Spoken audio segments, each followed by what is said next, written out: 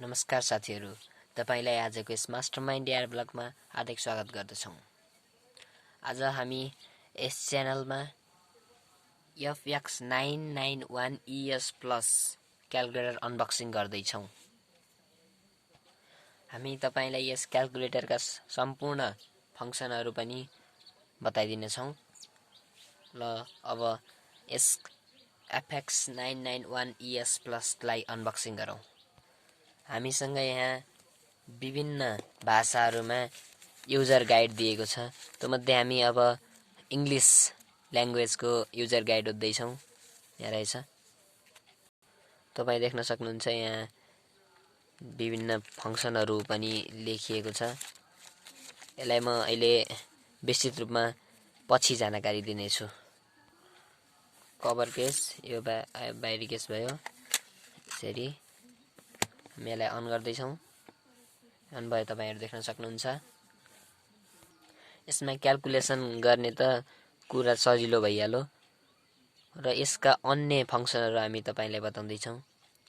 तपाईँ यो क्याल्कुलेटरको ब्राइटनेस बढाउन अथवा घटाउनको लागि शिफ्ट मोड तल 6 अठाई कन्ट्रास्ट तपाईँहरू देख्न सक्नुहुन्छ। लाइट डार्क दिएको छ। डार्क गराउने भने डार्कमा यता उठाउनु होला। लाइट गराउने भने लाइटमा। तपाईहरू देख्न सक्नुहुन्छ लाइट हुँदै गएको छ। यो अब डार्क गराउँ।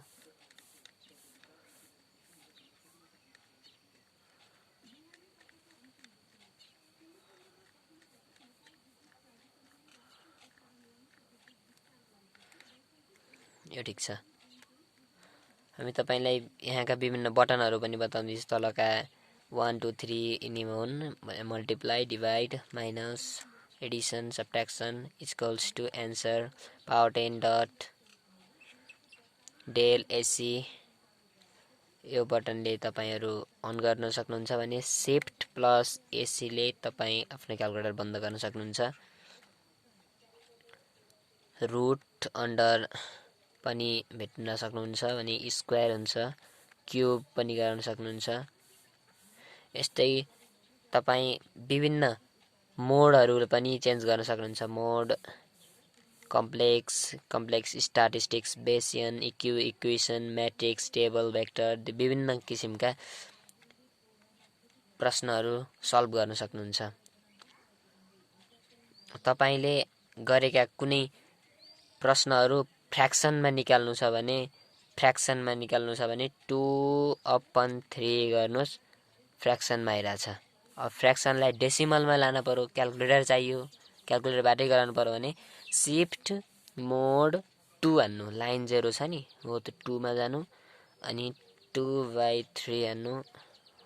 तपाईले खोजेको प्रश्नको उत्तर आइसक्यो भने अब अर्को छ। अब नर्मल गराउनको लागि 1 मा जानुस्। 2/3 अन्त फ्र्याक्सनमा निक्लियो। अब तपाईको प्रश्न फ्र्याक्सनमा छ। फ्र्याक्सनबाट सल्भ गर्न भनिरहेछ भने 2 यहाँ छ भाइ by3 प्लस 3/2 माइनस 6/3। यस्तो क्वेसन हजुरको बुकमा छ भने यसको आन्सर पनि आइहाल्छ। यसको आन्सर 1/6 रहेछ। अब तपाईहरू सिम्प्लिफाई पनि सजिलै तरिकाले गर्न सक्नुहुन्छ। तपाईहरू देख्न सक्नुहुन्छ म यहाँ दिएका प्रश्नको पनि उत्तर सजिलैसँग निकाल्दिनेछु। हामी अन्तिमको प्रश्न गर्दैछौँ।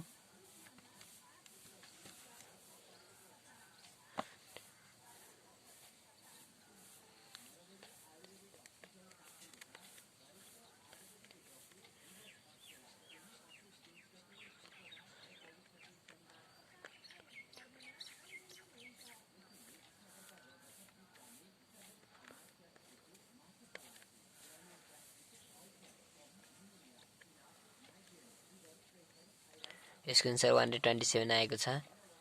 यसको आन्सर नै 127 नै हो। तपाईँ यस्तो खालको प्रश्नको पनि उत्तर निकाल्न सक्नुहुन्छ भने तपाईँ फ्र्याक्सनका सम्पूर्ण होल नम्बर पनि निकाल्न सक्नुहुनेछ।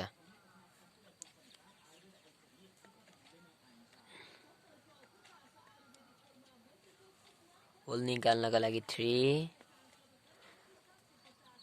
2/5 plus 4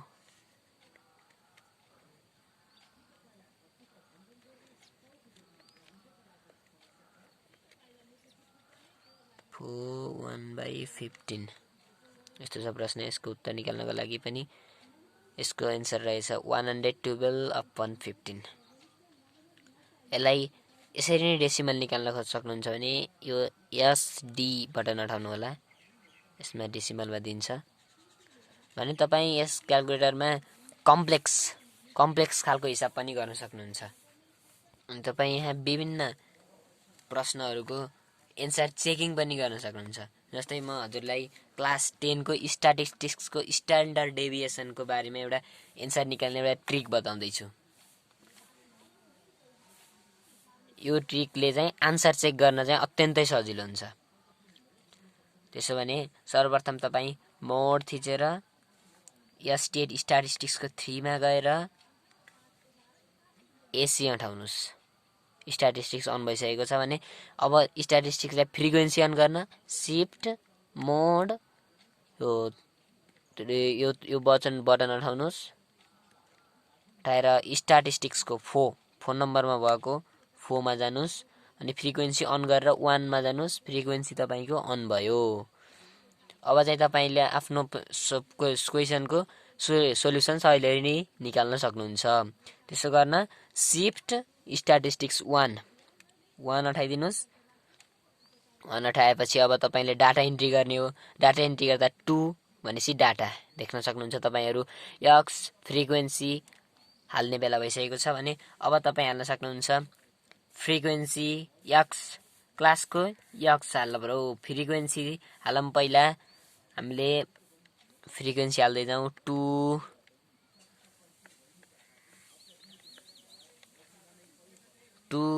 अर्को छ 9 अर्को छ 10 अर्को छ 7 अर्को छ 1 फ्रिक्वेन्सी हामीले हालिसकेका छौं। अनि अब हामीले हाल्छौं क्लास।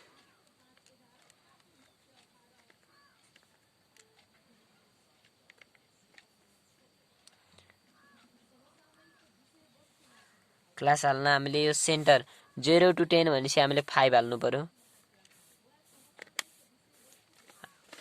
10 to 20 भनेपछि हामीले 15 हाल्नु पर्यो। 20 to 30 भनेपछि हामीले 25 हाल्नु पर्यो। 30 to 41 भने हामीले 35 हाल्नु पर्यो। र 40 to 50 भने हामीले के हाल्नु पर्यो 40 to 50 भनेपछि 45 हाल्नु पर्यो। र अब म इक्वल्स टु हटाइदै छु। इक्वल टु हटाइदै यो डाटा सेभ भयो। यो डाटा सेभ भइसकेपछि अब तपाई एसी हटाउन सक्नुहुन्छ।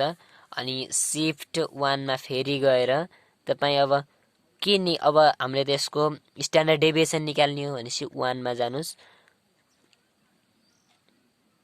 शिफ्ट 1 हटाउनुस् र हामी चाहिँ केमा जानु पर्यो तपाई शिफ्ट 1 थिचेर यसको अप्सन नम्बर 4 मा जान सक्नुहुन्छ। 4 मा गएर स्ट्यान्डर्ड डेभिएसन भनेको एक्स सिग्मा एन नम्बर 3 भित्र गएर इक्वल्स टु हान्नुस्। तपाईको आन्सर आयो 9.72878334। आन्सर चेकिङ गरौँ।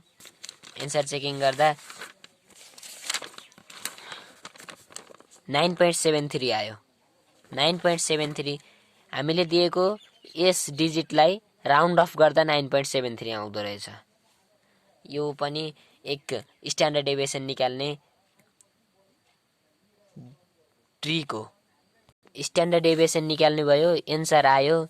अब तपाई यो सबै डाटा इरेज गर्न चाहनुहुन्छ भने शिफ्ट 9 दबाएर अल सेटअप अल सबै इरेज गर्नको लागि 3 गरेर इक्वल्स टु हानेर एसी बटन दबाइदिने। तपाईका सम्पूर्ण डाटा अघि भएका डाटाहरु सबै इरेज भइसकेको छ। तपाईहरु यसमा साइन कस tan सबै हान्न सक्नुहुन्छ। साइन 30 क्याल्कुलेटरमा हान्नु पर्यो भने साइन 30 भनेको 1/2 देख्न सक्नुहुन्छ तपाईहरु डिस्प्ले भइसकेको छ। तपाईहरु डिग्री हान्न सक्नुहुन्छ, रुट अन्डर स्क्वायर हान्न सक्नुहुन्छ। विभिन्न किसिमका कामहरु चाहिँ यस साइन्टिफिक क्याल्कुलेटरबाट गर्न सक्नुहुन्छ। यसमा 2A पावर पनि हुँदै हुन्छ। यसको ब्याट्री पनि हुन्छ। हामी अब अघिको युजर्स गाइड हेर्दै छौं। तपाईहरु देख्न सक्नुहुन्छ यो पेपर यति लामो छ। यसमा विभिन्न किसिमका ट्रिक्सहरु यसले पनि बताएको छ। Important information, sample operations, initializing the calculator, safety precautions, handling प्रिकअसन्सहरु, हैन, रिमुभिङ द हार्ड केस, सबै turn power on and off, adjusting display contrast, key markings, reading and displays, विभिन्न किसिमका फंक्सनहरु तपाईहरु यहाँ हेर्न सक्नुहुन्छ। यहाँ पनि रहेको छ स्क्रुहरु, ब्याट्री कुन ठाउँमा हुन्छ, पुरै इन्टलाइज द क्याल्कुलेटर सबै फर्मेट गर्नु के गर्नुपर्ने भनेर सबै यहाँ दिएको छ। स्पेसिफिकेसन, पावर, यस क्याल्कुलेटरको पावर कति चाहिन्छ, पावर तपाईहरु हेर्न सक्नुहुन्छ। यसको ब्याट्री लाइफ भनेको चाहिँ 17,000 आवर्स हुँदै रहेछ। Continuous display of flashing cursor on भइराख्यो भने 17,000 आवर्स सम्म चाहिँ कन्टिन्यू सम्म चाहिँ चल्दो रहेछ। यसले चाहिँ 0.0002 वाट 2 वाट चाहिँ कन्ज्युम गर्दैछ। अनि यसको operating temperature 0 degree centigrade to 40 degree centigrade भने 32 degree Fahrenheit to 104 degree Fahrenheit. यसका डाइमेन्सन्सहरु पनि छन्। एप्रोक्सिमेटली यसको वेट 100 ग्राम हुन्छ ब्याट्री सहित भने FX991ES प्लस 95 ग्रामको हुन्छ, जुन 3.4 ओजेट को हुन्छ भने यो ब्याट्री सहित चाहिँ 3.5 ओजेट हुन्छ। फ्रिक्वेन्टली आस्क्ड क्वेशनहरु पनि यहाँ देखिन्छन्। ल त साथीहरु, आज हामी यस FX991ES सम्बन्धी विभिन्न ट्रिक्सहरु र यसलाई अनबक्सिङ गरेका छौं। यस च्यानललाई लाइक, कमेन्ट र सब्स्क्राइब गर्न नभुल्नु होला। धन्यवाद।